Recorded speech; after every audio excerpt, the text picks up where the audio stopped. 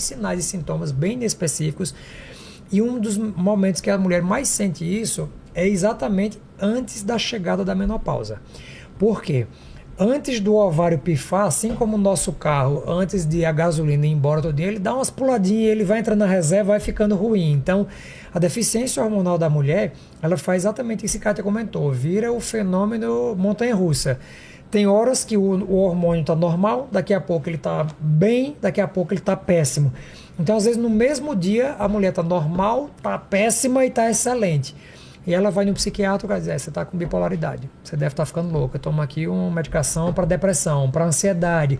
Não que isso não possa acontecer na menopausa, e acontece, aumenta até a chance, mas antes a gente precisa que a mulher investigue os hormônios, checa primeiro se os hormônios estão ok, se não é da conta, não é para colocar na conta da menopausa, porque o tratamento muda completamente. E outra coisa, mexe muito com a nossa autoestima esse momento da vida. Porque você imagina, a minha pele já não é mais a mesma. Eu faço assim, a pele já tá uma pele mais ressecada, né? Coloca aqui. Olha lá, ó, sério, antigamente a pele era assim, amor, lisa, maravilhosa. Sei. Agora, olha só, a gente faz assim, eu faço assim, a pele ela já demora a voltar pro lugar. E não é falta de água não, porque eu bebo água pra caramba. Já é o estrogênio indo. O cabelo vai ficando mais ressecado. Então você vê uma mudança corporal sua. Então sempre teve um corpo bacana, um corpo legal. Outra coisa, eu engordei 7 quilos em um ano. Eu nunca consegui engordar na minha vida. Sempre fiz tudo para poder dar uma engordadinha. Aí 7 quilos num ano, o pessoal, nossa, mas você tá ótimo. Eu falei, mas fala isso pro meu guarda-roupa. Porque minhas calças não estão entendendo o que está acontecendo com o meu corpo. Meu espelho não está entendendo. Então, eu passei por um processo de não reconhecimento da minha imagem no espelho. Porque eu não sabia mais comprar uma calça. Eu ia na loja e falava, eu sempre usei 36, 38. Eu era bem magrelinha. Agora eu tô usando 38, 40. A moça falou assim, teve um dia que eu entrei na loja, a moça falou, que tamanho que você quer? Eu comecei a chorar no provador. Eu falei, eu não sei que tamanho de roupa que eu tô usando. Já mudou 3 vezes. Na barriga é uma coisa, na perna é outra, né? Porque existe uma inversão da deposição de gordura. A mulher começa a acumular gordura no abdômen e perder gordura na perna. Eu falo, eu engordei só a letra B. Bochecha, banha, bucho, barriga, braço, tudo que começa com B, eu engordei. É um depósito de gordura nessa região central, mas é um corpo diferente e ninguém prepara a gente para essa mudança. Do nada assim você muda. Tipo, não é igual o cara que ele vai ficando careca aos poucos. Não, do absoluto nada. Em um ano a pessoa perde a elasticidade da pele, a pessoa perde cabelo, porque o cabelo cai também? muito. O meu ainda e não vai acontecer. O estradiol, ele tá ligado à produção de colágeno Mas no eu achei corpo que pra inteiro, mulher né? não é que nem homem, né? É que a gente perde muito. E assim, é engraçado, porque o fio do cabelo, ele depende de uma série de nutrições e de uma série de hormônios. A gente, eu sou calvo, eu fiz transplante, já fiz 2 transplantes. A gente tem, geralmente, nós homens que perdemos cabelo com mais facilidade, a gente tem, eu brinco que é o hormônio Tony Ramos em excesso. Porque existe um hormônio chamado dihidrotestosterona. O DHT, ele é um hormônio que cai cabelo daqui para cima e aumenta pelo daqui para baixo. Então todo careca, no geral, tem muita barba e tem muito pelo no corpo, porque esse hormônio ele faz no couro cabeludo. Ele aumenta a velocidade de queda, então o fio cai com mais facilidade e fica mais fino e menor, a gente chama miniaturização do fio, e aumento da fase catagem. Então ele é fino, quebradiço e com velocidade de queda maior. E do pescoço para baixo ele deixa o pelo mais grosso e mais espesso. E aí na mulher a queda de cabelo é por deficiência de estrogênio. Então o estrogênio, quando está em deficiência na mulher, como ela teve estrogênio a vida inteira em muita quantidade, por isso a grávida que tem muito estrogênio tem um cabelo muito bonito, né, brilhoso, ele produz colágeno. Então quando esse hormônio começa a cair na menopausa, o cabelo fica mais fino e quebradiço. E aí às vezes acontece, e aí por isso que a mulher nota muito, como a queda no desejo sexual, a redução da libido é muito comum na menopausa, a mulher tem deficiência de estrogênio e às vezes o médico prescreve só reposição de testosterona para a libido. E aí a testosterona pode ser convertida na mulher em dihidrotestosterona e cair cabelo por 2 motivos, porque o estrogênio está baixo e porque a DHT está alto. Então ela tem esse fator agravante aí para a queda de cabelo. Eu ainda tô bem cabeluda e dando bastante. Mas por falar em dando, a xoxota seca, ela tem problema além de Da dor na relação sexual, por exemplo, tem. Tem? Mesmo que a mulher não fosse transar, ela não pode deixar seca. Tem grandes problemas. É uma pergunta interessantíssima, porque a deficiência o estrogênio é um hormônio que espessa os órgãos. Então, ele espessa o endométrio, ele espessa a vagina, ele espessa o fio do cabelo. Quando a vagina fica ressecada, se a gente fizesse um corte da mulher de lado, você tem o intestino aqui embaixo, em cima do intestino está a vagina, em cima da vagina está a bexiga. Isso é o que a gente chama de síndrome gênito-urinária da menopausa. Quando começa a faltar estrogênio, então essa distância entre o intestino e a vagina fica muito pequena. Então existe uma chance muito grande de translocar a bactéria. A bactéria sai do intestino para a vagina, aí dá mais corrimento. E aí sai da vagina e vai para a bexiga, dá mais infecção de repetição, dá sensação de queimação, dá dor na relação sexual. Então isso gera uma série de complicações e risco para, por exemplo, infecções urinárias de repetição, aumenta a chance de pielonefrite, que é aquela infecção que sobe para os rins. A Kátia teve ano passado uma, por outros motivos, não era por conta da menopausa. Você começa a ter, a mulher tem mais constipação, quem tem menos hormônio sendo produzido, a mulher evacua com intervalos maiores, fica com mais fezes nessa região da ampola retal, que é exatamente a que está próxima da vagina. Então, bactérias de intestino vai para a vagina e isso coloniza e dá mais corrimento. Por isso que, por exemplo, até uma dica sexual, sempre que você vai orientar quem tem prática anal-vaginal, você começa pela vagina e depois o sexo anal. Entendi. Ninguém vai de anos depois para a vagina para não pegar bactéria de intestino e colocar na vagina, porque são bactérias diferentes. Então, isso meio que acontece na menopausa, sem a prática sexual, por conta desse afinamento da mucosa da vagina. Então, isso é bem complicado. E outra, como resseca, a parede da mucosa da vagina fica muito fininha.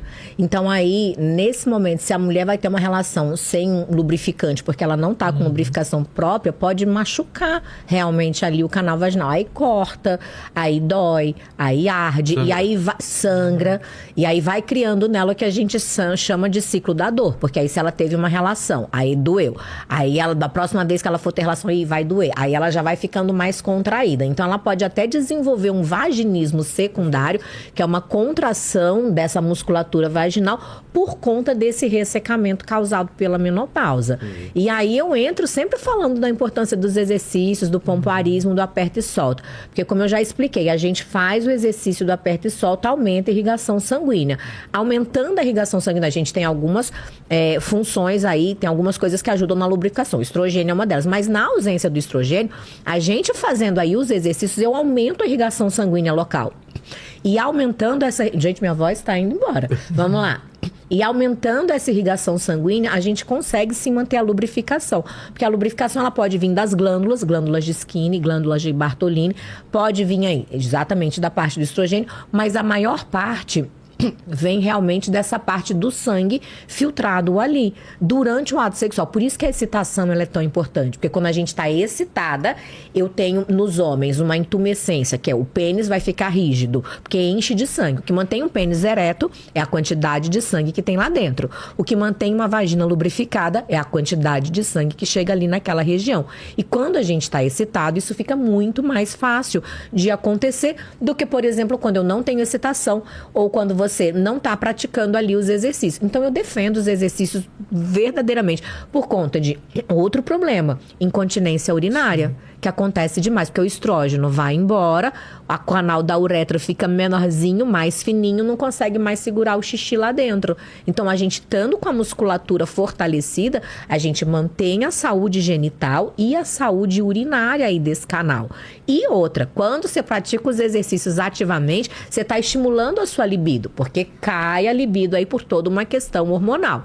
E não apenas hormonal, mas tem toda essa questão da autoestima. Como eu falei, a gente tem mudanças corporais muito significativas e a gente tem que se adaptar àquele corpo novo ali muito rapidamente. Aí tem a carreira, aí tem o trabalho, aí tem o corpo novo. É muita mudança acontecendo em muito pouco tempo. Pois é.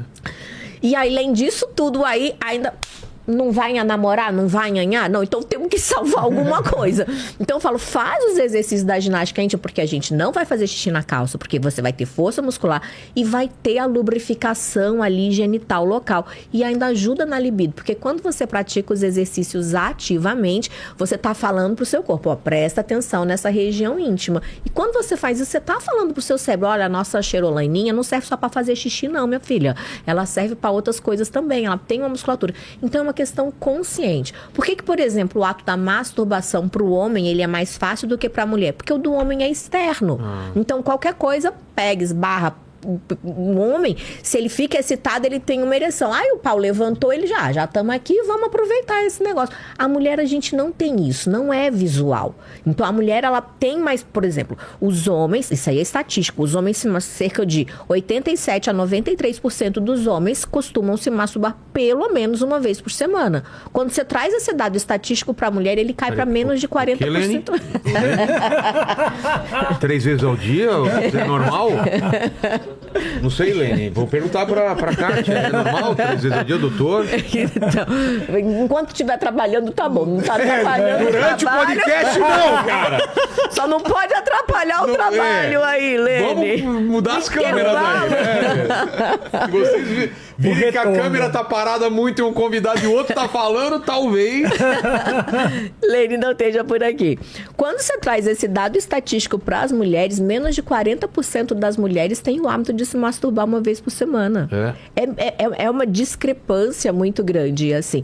Então, o ato da masturbação, eu acredito que é um ato de autoconhecimento muito grande e que muitas mulheres não desfrutam. A masturbação é muito legal para o quê? Manter a irrigação sanguínea. Às vezes ela não sabe fazer o exercício do aperta e solta. Mas quando ela se masturba, ela tá aumentando a irrigação sanguínea local dela. E muitas mulheres não utilizam esses recursos que ela tem. Por quê? Porque é errado, porque é pecado, porque não pode, porque é feio, porque é... E não é nada disso. A masturbação nada mais é do que um ato de autoconhecimento. E tem mais. Quando você mantém a sua vagina lubrificada, você evita problemas de infecção, muitos problemas, como o André falou aí, mas de infecção pelas próprias flora bacteriana nossa, que aí ele pode falar melhor do que eu, que tá simplesmente ali, ó, abandonada, largada. Então, às vezes vai dar uma vaginose, às vezes vai dar um corrimento, porque, mas é dessa... Não tem nada a ver com infecção sexualmente transmissível, nada. É só porque o sistema de defesa próprio da mulher não tá sendo estimulado. E a ver com uma siririquinha, minha filha, tu consegue resolver isso daí? Mesmo? É mesmo. Vamos prescrever isso daí, gente. Antes de continuar, quero saber se o pessoal já tem dúvidas aí, Helene, sobre o que a gente já falou aqui. Tem algumas perguntas aqui, eu vou começar a fazer. Ó. O Rodrigo03, ele mandou aqui o seguinte, ó. Boa noite a todos. A minha namorada anda a tomar um comprimido vaginal chamado Óvulos. Peraí, comprimido vaginal é que ela toma pela vagina ou que é pra vagina? É usado via vaginal. Via vaginal. Sério? É um óvulo vaginal, mas não é o nome do comprimido não é óvulo. Óvulos é o formato. É o formato, tá. É e a aí, cápsula no formato de óvulos. e aí ele tá perguntando se pode acontecer dela não ter óvulo suficiente para gerar um filho. Ixi, Por conta Maria, desse comprimido. misturou tudo que é Misturou um pouquinho, pergunta. misturou um pouquinho. Vamos lá, primeiro que não toma óvulo, insere o óvulo dentro do canal vaginal. Isso. E uma coisa, outra coisa, vou deixar ele falar da parte médica. Não, mas é porque assim, ó, existem vias de administração. Por exemplo, você pode repor hormônio ou tomar, não sei se o caso dela é para contracepção. Você pode usar isso em comprimido, você pode usar em injeção, você pode usar isso em óvulos vaginais. Mas, de modo geral, isso não interfere na quantidade nem na qualidade dos óvulos. Como eu te disse aqui no começo do podcast, a mulher nasce com quantidade fixa de óvulos e ela vai perdendo isso todos os meses, independente se ela está usando pílula anticoncepcional, se ela está usando um óvulo vaginal, se ela está usando anel vaginal de contracepção ou injeção. Então, na prática, pode ficar tranquilo que a fertilidade dela está preservada. A Luciane, eu sei que vocês falaram sobre hormônios, mas a Luciane mandou aqui, ela falou o seguinte, ó, por favor, doutor André, fale sobre o Vaozá. Eu tive Viosa. Eu tive câncer de mama e não posso usar hormônios, ela fala aqui. Sofro muito com os calores da menopausa por usar o Viosa. Essa mulher está atualizadíssima, porque essa medicação nem no Brasil chegou ainda. Ela é da Flórida. É por isso, eu já ia dizer, essa medicação não chegou no Brasil. Aí eu tenho um paciente aí na Flórida você pode usar. O Viosa é uma medicação nova que foi desenvolvida nos Estados Unidos, que chama Fezolinetan. É uma medicação para diminuir os calores e ela tem uma resposta na redução dos calorões dos fogachos quase semelhante em alguns trabalhos, até superior à própria terapia hormonal. E aí nos Estados Unidos você consegue pelo seu insurance se você já teve câncer de mama, que é o seu caso. Então, como as mulheres que tiveram câncer de mama têm contraindicação para fazer reposição hormonal, o Vioso é uma medicação que foi criada com esse objetivo. Aqui no Brasil deve chegar entre outubro e novembro. Vai ser uma medicação bem revolucionária, mas bem bom. Tá atualizado. Que bom, obrigado por estar aqui. Ó, a Liza, ela perguntou o seguinte, ela falou o seguinte, estou sofrendo muito com TPM e fui diagnosticada com transtorno disfórico pré-menstrual. Meu estrogênio também está em 5. O que os especialistas me orientam? Interessante, viu? Pergunta importante. E aí, como é o nome dela? Liza. Liza, isso é uma condição extremamente grave, séria, que você precisa de um acompanhamento com um bom ginecologista e com um bom psiquiatra. Porque o que é que acontece?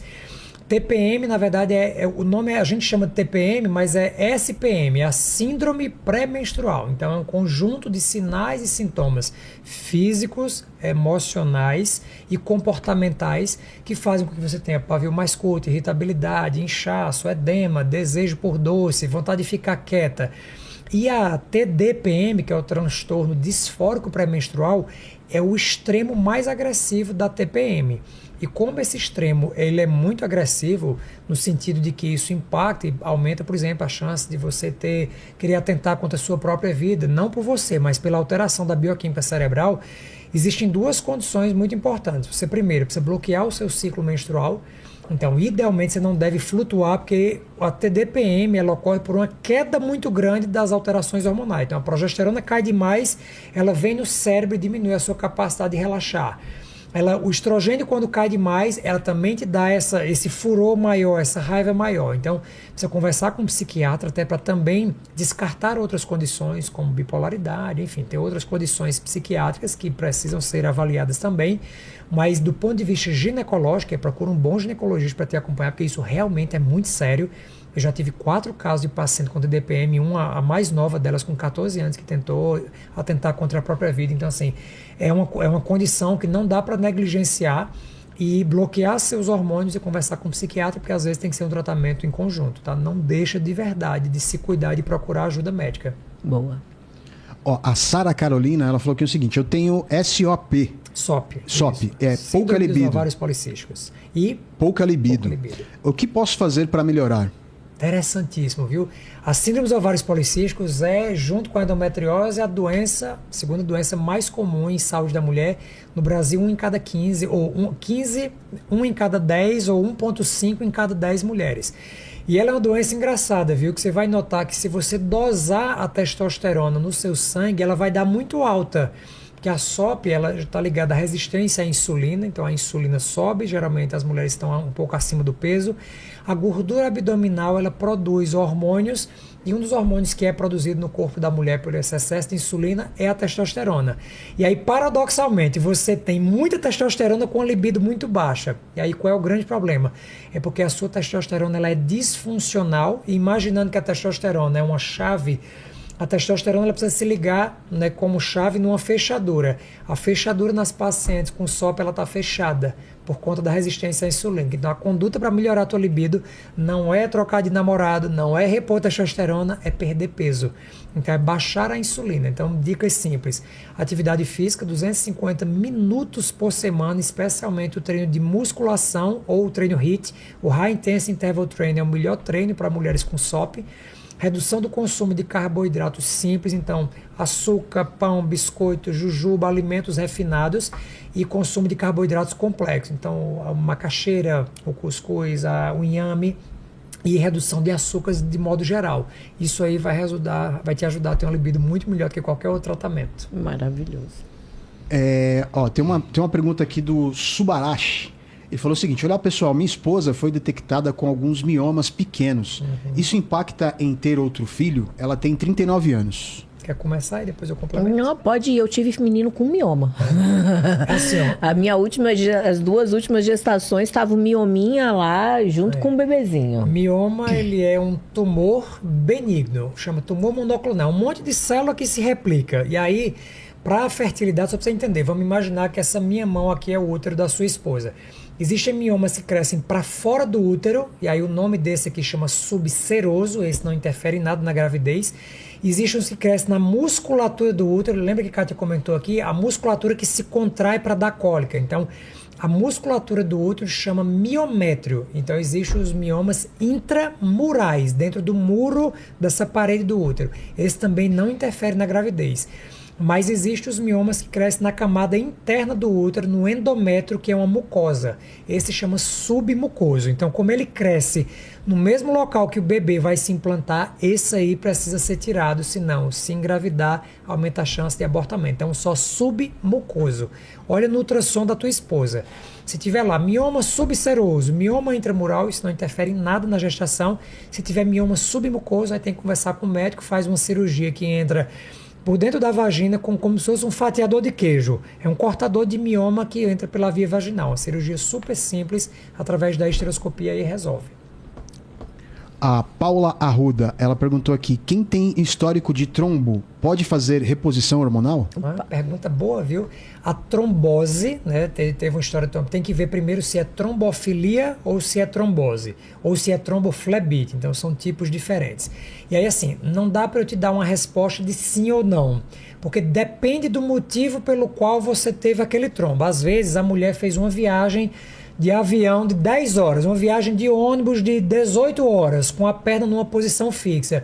O fato da perna ficar muito tempo naquela posição pode ter causado um trombo. E aí foi por conta de uma alteração mecânica. Você sofreu um trauma, um acidente de carro e gerou um trombo. Então, alterações que não estão ligadas a doenças, não estão ligadas a trombofilias, não são contraindicações a fazer reposição hormonal. Mas aí tem que ver realmente o detalhe no teu caso com o ginecologista, porque pode ser que você tenha uma condição que impeça a utilizar. De modo geral, o que é contraindicado na reposição hormonal é fazer reposição pela via oral. A via oral aumenta a chance de tromboembolismo. Então, conversar com o seu ginecologista e, se for fazer, no seu caso, se puder, a via transdérmica em gel. Por isso que o pessoal fala tanto que tomar o anticoncepcional pode dar trombose, mas é o anticoncepcional via oral. Mas existem outras só. Você pode usar um DIU, você pode usar outras Só para contextualizar, que isso é uma dúvida importante, já que você comentou, o estrogênio oral, especialmente o etinilestradiol, que é o que está presente em 90% das pílulas anticoncepcionais, ele diminui a antitrombina 3, que é uma substância que previne contra o trombo, e aumenta duas substâncias que estimulam a formação de trombo, que é proteína C e proteína S. Então, quando você toma estrogênio pela via oral, ela aumenta o risco de tromboembolismo ou de trombose também. A Gabriele Oliveira mandou aqui o seguinte: doutor, qual a idade máxima o senhor recomendaria para o congelamento de óvulos? Tenho 29 anos e solteira.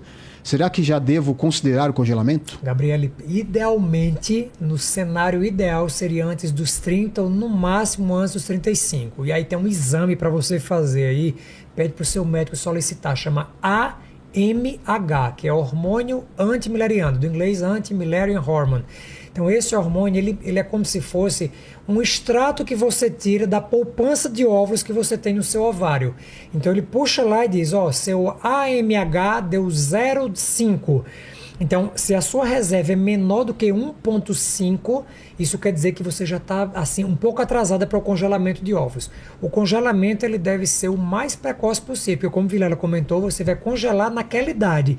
E com mais jovem, mais fértil você é, porque seus óvulos sofreram menos exposição ambiental, menos estresse oxidativo, menos privação de sono, menos exposição à luz, à bebida alcoólica, enfim, a tudo a poluição ambiental. Então, o mais rápido possível, e dose esse AMH.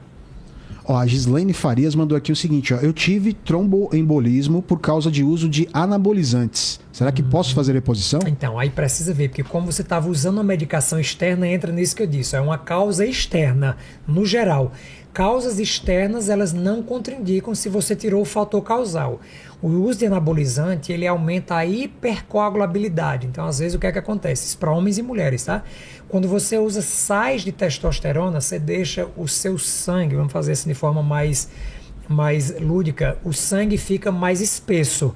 E o sangue mais espesso, ele pode turbilhonar enquanto ele está passando aí dentro do seu coração. E isso pode ter sido a causa de gerar um trombo. No seu caso, que se foi excluído, que foram outras causas, você não tem trombofilia, não tem mutação de genes, foi só por conta do anabolizante, no geral não é uma contraindicação. E aí, mais uma vez, fazer pela via transdérmica.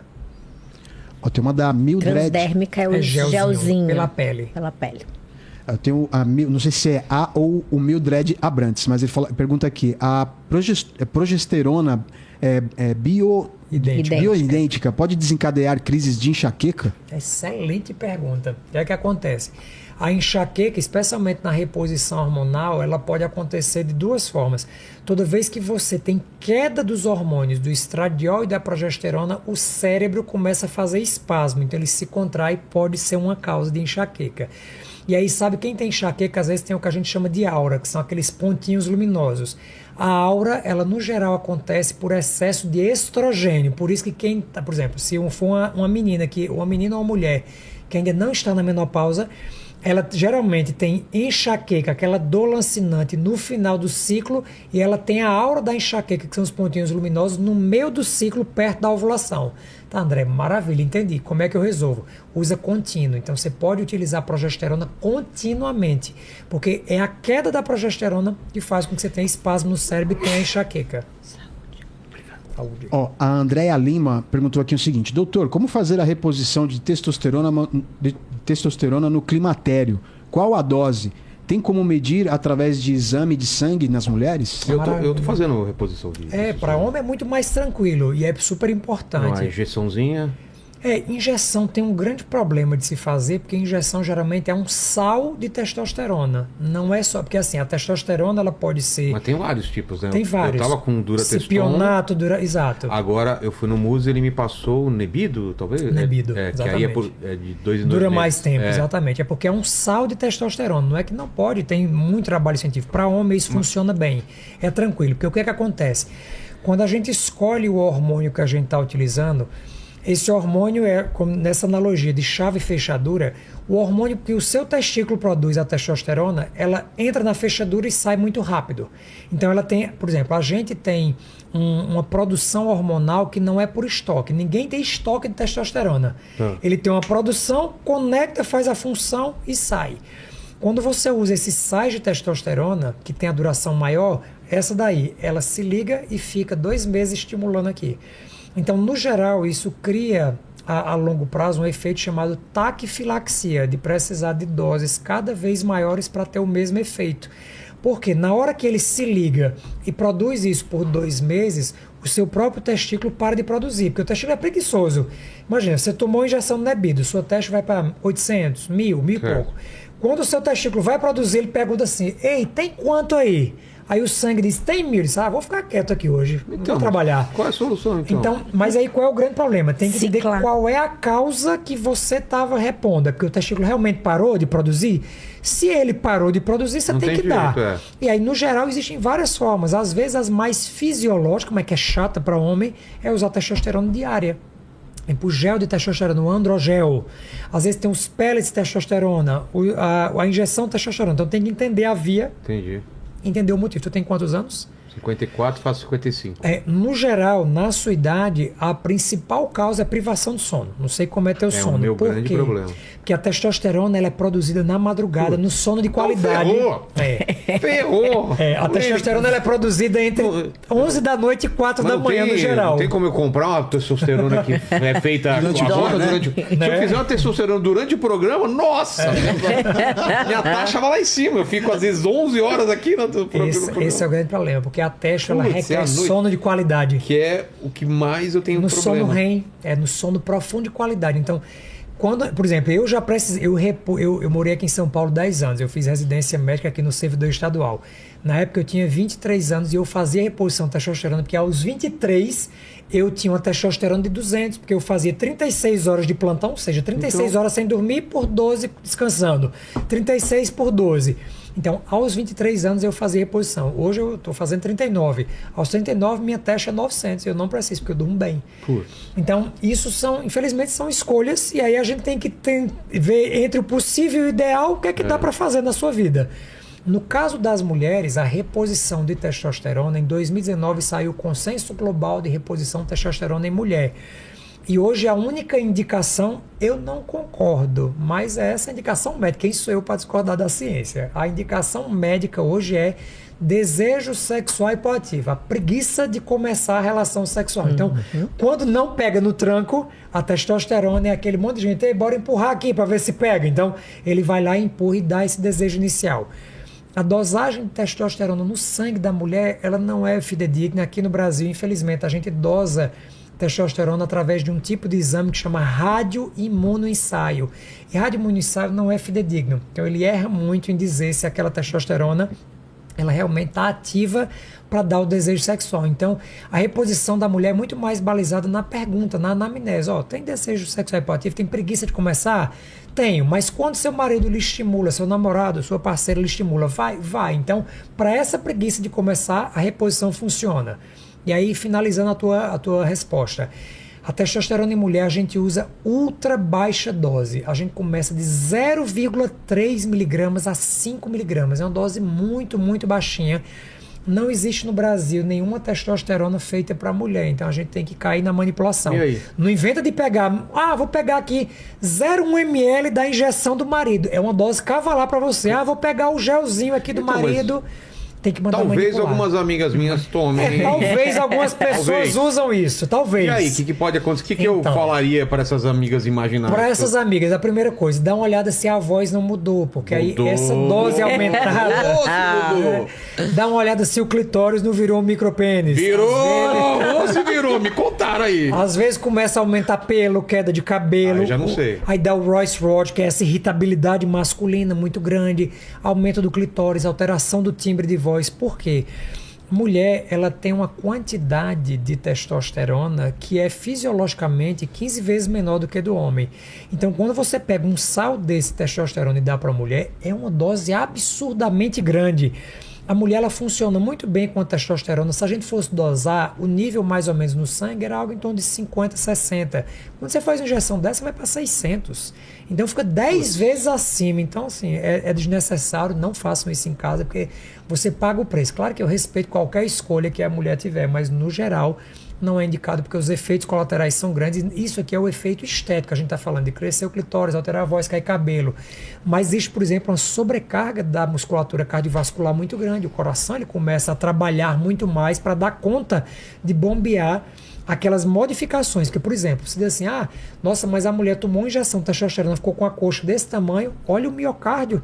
O miocárdio, que é o músculo do coração, é uma musculatura também. Ele hipertrofia. Então, às vezes, quando você olha que alguém infartou na academia porque usou um anabolizante, a musculatura cardiovascular também está sendo impactada. Entendi. Todos os órgãos e sistemas, eles funcionam à base de hormônio. Hormônio em excesso é péssimo, hormônio em deficiência também. Então, isso é muito importante. E só duas coisinhas importantes aí na pergunta dela, que às vezes a mulherada quer fazer uso de testosterona achando que vai resolver o problema de libido. E libido nem sempre é testosterona. Pode ser anemia, pode ser falta de vitamina D, pode ser diversas outras questões. Pode estar tomando remédio para depressão. Pode ser um antidepressivo. É a principal causa de depressão. Sim. A principal causa de desejo sexual hipoativo é a depressão. Eu descobri que era o remédio. Existe uma sequência de 8 causas para baixa libido na mulher. A primeira, depressão. A segunda, ansiedade. A terceira, estresse. A quarta é privação de sono, a quinta é obesidade, a sexta é problema no relacionamento, a sétima é a idade e a oitava é testosterona. Então não dá no hormônio um peso que ele não tem. Isso que Kátia falou é genial. E tem outra questão ainda em relação à testosterona. Às vezes, seu médico vai te passar uma testosterona bioidêntica, que é essa transdérmica, que a gente passa o gelzinho, preferencialmente na coxa, na parte interna de coxa ou na parte de baixo da barriga. Mas mamães que têm crianças em casa, muito cuidado, porque depois que você passa o gelzinho, não dá pra dormir com a criança, não dá pra fazer carinho no filho, não dá nada disso, tá? Tem que lavar bastante a mão, porque essa mãozinha com testosterona que a gente vai fazer o carinho na criança, a gente acelera a puberdade da criança. Contaminação tanto dos cruzada de meninos hormônio. quanto das Isso meninas. eu falei isso agora há pouco no outro programa. Contaminação cruzada. Lembra que assim, você acha que é uma bobagem. Mas é só um gelzinho, você acha que é hidratante. E aí, o grande detalhe, isso que a Kátia falou é genial, porque no geral, a gente recomenda que mulher use hormônio, especialmente testosterona, face interna da coxa. É o local que a criança te abraça. Você pega uma criancinha, vai lá abraçar a mãe na perna. E aí, essa microdose, mesmo a mulher usando 0,3 miligramas, a menor dose para a mulher, para um bebê, para uma criança de até 8 anos, isso é uma dose como se ela estivesse usando uma injeção de anabolizante. É muito alto e isso pode estimular a puberdade precoce. Genial, amiga. Bem lembrado. Bem lembrado. Isso é muito importante. O Henrique Ribeiro mandou o seguinte: minha esposa tomou uma injeção anticoncepcional e teve um fluxo de menstruação desregulado e forte há mais de 2 semanas. Isso pode ser perigoso à saúde dela? É muito comum. Geralmente a injeção, ela pode ser a injeção mensal ou a injeção trimestral. Por esse aumento de fluxo, provavelmente uma injeção mensal. E aí essa injeção, ela tem a finalidade de bloquear o ciclo menstrual. Se foi feita a injeção na primeira fase do ciclo, nos primeiros 14 dias, no geral consegue bloquear. Se foi feita depois do 14º dia, ela faz espessar o endométrio e dar um fluxo grande. Aí, no uso continuado, isso sendo normalizado, não é perigo nenhum. Isso é só um efeito colateral porque usou na fase do ciclo errada. Excelente pergunta. Agora tem uma pergunta aqui, o nome da pessoa é Arthurzinho, mas acredito que deve ser alguém que pegou o perfil de alguém para fazer a pergunta, porque fala porque que é o seguinte, toda essa justificativa, agora eu quero... agora vem a E ele pergunta. tá olhando pra mim, vamos lá. Não, é porque fala o seguinte, ó, Arthurzinho Gameplay. Aí ele fala, olá, tenho 42 anos, tenho DIU e meu fluxo menstrual fica quase entendi. 15 dias. Entendemos. Aí já pensei em retirar, isso é normal? Aí, importante saber se está usando o DIU de cobre, provavelmente é isso aí, porque o DIU de cobre, o DIU de cobre com prata, ele tem o efeito contraceptivo dele é irritar essa camada de dentro do útero. E aí, nesse processo de irritação, entre aspas, ele gera um aumento do fluxo menstrual. A principal coisa, tem que dosar o hemograma para ver se não tem anemia e o estoque de ferro e ferritina. Porque às vezes, se você tem deficiência de ferro e ferritina, faz com que esse sangramento, cada vez ele vai ficando mais intenso, porque se altera a parte de metabolismo hormonal. Se você tiver com anemia induzida por conta desse DIU e você gosta de utilizar DIU, troca isso pelo DIU hormonal, que é o DIU medicado com levonorgestrel. É uma progesterona que se coloca lá dentro do útero que tende a parar o fluxo menstrual e é hoje o melhor contraceptivo, é o que tem a maior chance de sucesso de evitar uma gestação. Boa pergunta. A Vivian Cardoso, e quem tem prolapso uterino, é falta de hormônios? Não. O que é prolapso uterino? É quando a gente tem a musculatura pélvica, então tem o canal vaginal e aí o útero, ele cai pra dentro do canal vaginal. Porque foi como o André falou, a gente tem aqui a vagina, aí vai ter a bexiga, vai ter o útero. Então essa pode ser uma queda de bexiga, pode ser uma queda do útero que vem para dentro desse canal vaginal. E a gente tem até prolapso de reto também, porque pode vir uma parte do reto que vem para dentro do canal vaginal, pode ter uma parte da bexiga que vem para dentro do canal e pode ter uma parte do útero que vem para dentro desse canal. Geralmente porque essa musculatura, ela tá enfraquecida, ela tá fraca. E aí quando tá fraca, tem o que a gente chama de prolapso. O prolapso, ele vai ter as dosagens dele ali também. Vai ter prolapso tipo 1, 2, 3, 4... E aí, dependendo do nível de prolapso, a gente consegue reestabelecer isso daí com os exercícios pélvicos, com a fisioterapia pélvica. Mas quando já tá num nível muito grave, assim, muito forte, por exemplo, tem mulher que na hora que vai evacuar, o intestino cai para dentro do canal vaginal, faz um abaulamento. Ela tem que empurrar depois com o dedo aqui novamente o intestino pro lugar. Aí, nesses casos, assim, geralmente só cirurgia mesmo. Que pode ser uma telinha que empurra o útero lá pro local de volta. Isso geralmente é mais comum em mulheres da raça branca, mulheres que tiveram múltiplos filhos por via vaginal, porque exatamente isso que a Kátia comentou, ele laceia e enfraquece a musculatura de suspensão, ó, excelente essa figura aí, ó, de suspensão e sustentação, é exatamente isso aí que a Helene colocou aí pra gente. Então, o útero ele é suspendido por alguns ligamentos. Então, tem os ligamentos suspensores, tem o ligamento uterossal que mantém o útero naquela estrutura. Quando esses ligamentos são enfraquecidos, como a Kátia comentou, por deficiência da musculatura ou porque teve lesão do canal de parto, ele enfraquece esse útero e pode cair. Tem situações que o útero se exterioriza mesmo, ele sai pela vagina. E aí a conduta, nesses casos, como a Kátia comentou, cirurgia. Se ele for leve, você pode só colocar uma tela. Se ele for um prolapso que realmente vai lá para baixo, que atrapalha na hora da relação sexual, tem úteros desses que desce tanto, você está vendo que ali em cinza, nessa figura do lado direito, que é do prolapso, em cima do útero tem uma estruturazinha que está em cinza, ali é a bexiga. Às vezes, quando esse útero vem tão para baixo, ele comprime a bexiga e a mulher não consegue nem urinar, faz retenção urinária. Então, esses casos, a retenção fecal também, porque pode atrapalhar ali atrás também. E aí, uma excelente forma de prevenir isso daí são os exercícios do pomparismo, os exercícios pélvicos, os exercícios do aperta e solta. Por quê? Porque você deixa a musculatura forte. Quando a musculatura está forte, é como se fosse assim, ó, o músculo está aqui, certo? E aí eu tenho aqui útero, bexiga, intestino. Se o músculo está forte, fica todo mundo aqui em cima. Se o músculo está fraco, a estrutura ela começa a cair. Ela vem aqui para baixo.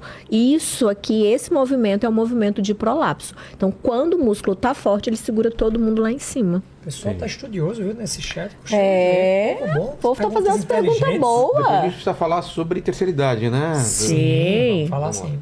Ó, tem uma da Simple Life aqui. Doutor, gostaria de saber se quem tem lipedema é indicado reposição hormonal bioidêntico. Excelente. Ou qual seria o melhor tratamento? Maravilha. Eu tô achando que o povo foi estudar para mandar essas perguntas. Tá Menino, no alto padrão, povo viu? aqui Eu não sei se é meus alunos, colega médico, segue que eu vou te contar. O pessoal tá muito bom. Lipedema é uma doença do tecido adiposo. Então, é uma gordura que funciona de forma diferente. Sabe que às vezes a gente olha para uma mulher e acha que é celulite, mas se é uma gordura que poupa, especialmente mãos e região de pés, que você pega uma pessoa obesa, ela está toda cheinha. As mulheres de lipedema, ela poupa geralmente a região de abdômen, poupa a região dos pés e a região das mãos. Então, esse tecido adiposo, como ele funciona de forma diferente, se essa mulher está na menopausa, ela pode sim, deve fazer reposição hormonal. Acho que a pergunta é porque assim, ó, o estrogênio alto, ele piora o lipedema. É tanto que os principais momentos de agravamento do lipedema é exatamente ali, ó, na menarca, quando o fluxo está lá em cima, nas mulheres pós-parto, que o estrogênio está lá em cima, e nessa transição ali, porque na transição para a menopausa ela tem pico e tem queda. Então, momentos de oscilação hormonal piora o lipedema. A reposição hormonal da mulher com lipedema deve ser feita com doses baixas e em locais diferentes. Então, a gente comentou agora há pouco.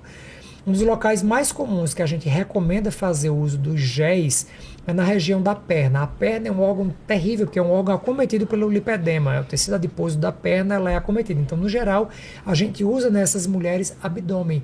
Então, o uso do adesivo de terapia hormonal é bem interessante, porque a dose é baixa e a gente coloca nos locais em que essa gordura ela não é disfuncional. Excepcional a tua pergunta. A Fabiana Oliveira. Gostaria de pedir para o Dr. Vinícius falar sobre ascos. Meu médico disse... Ascos? ASCUS. Isso. Alterações de significado indeterminado no exame do citológico do Papa Nicolau. Aí ela fala aqui, ó, meu médico disse que tenho esse problema e me passou uma pomada vaginal porque ele acha que é falta de hormônios. Tenho 46 anos. Perfeito. No geral, seu médico está certíssimo. O ascos, que é uma alteração de significado indeterminado. É um exame, você faz o Papa Nicolau, o exame da lâmina, e aí colhe aquelas células. Quando você olha no microscópio, ele não conseguiu identificar o que é. Então, essa não identificação não quer dizer que é perigoso. No geral, isso acontece ou por infecção, geralmente uma vaginose bacteriana, ou por deficiência de estrogênio. Então, como você tem 46 anos, provavelmente a senhora deve ter dito na consulta, tô com um pouco de ressecamento. Não precisa chamar de senhora. Amiga. Tá Eu não bom. conheço a senhora que está ali. Essa A moça jovem de 46 anos que está aqui nos ouvindo. Só por educação do seu amigo. Você sabe que seu amigo é um lorde educado.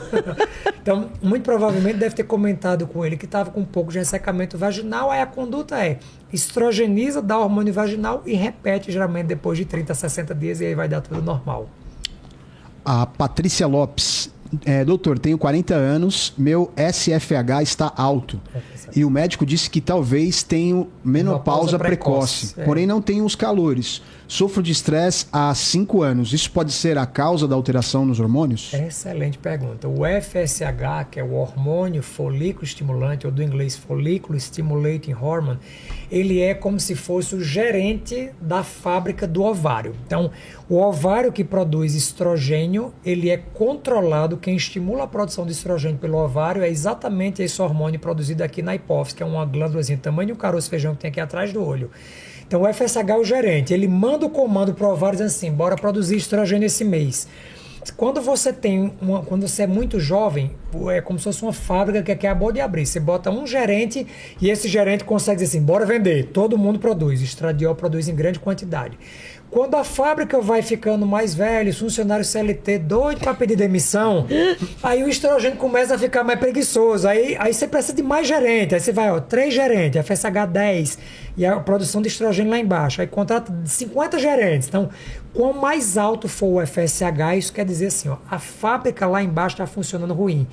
Então, o diagnóstico laboratorial de menopausa é dosagem de FSH superior a 35 com estradiol menor do que 20 em 2 aferições, em 2 medidas com intervalo de 60 dias. Mas, aos 40 anos com FSH acima de 35, muito provavelmente é menopausa precoce, mas não se desespera. Aguarda, reavalia isso em 60 dias.